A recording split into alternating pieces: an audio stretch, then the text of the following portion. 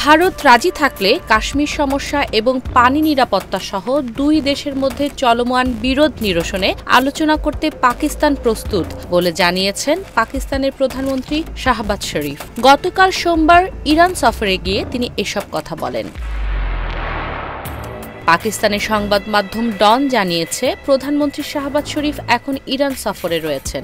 গতকাল সোমবার তেহরানে পৌঁছানোর পর সাদাবাদ প্রাসাদে শাহবাজকে স্বাগত জানান ইরানের প্রেসিডেন্ট মাসুদ পেজেশকিয়ান। সেখানে ইরানের পক্ষ থেকে শাহবাজ শরীফকে গার্ড অব অনার প্রদান করা হয়।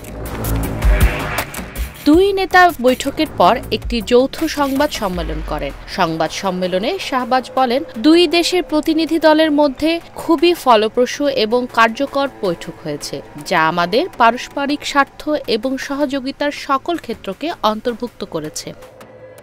শাহবাজ বলেন, আমাদের দুই ভ্রাতৃপ্রতিম এবং প্রতিবেশী দেশকে ব্যবসা, বাণিজ্য, বিনিয়োগ এমনকি জীবনের প্রতিটি ক্ষেত্রে সহযোগিতা বাড়াতে হবে। এই বিষয়ে সম্পূর্ণ ঐক্যমতে পৌঁছানো সম্ভব হয়েছে। ভারতের সঙ্গে সাম্প্রতিক উত্তেজনা প্রসঙ্গে শাহবাজ বলেন, পাকিস্তান এই সংঘাত থেকে বিজয় হয়ে বেরিয়ে এসেছে আমাদের অসাধারণ সশস্ত্র বাহিনীর সাহসী পদক্ষেপের মাধ্যমে।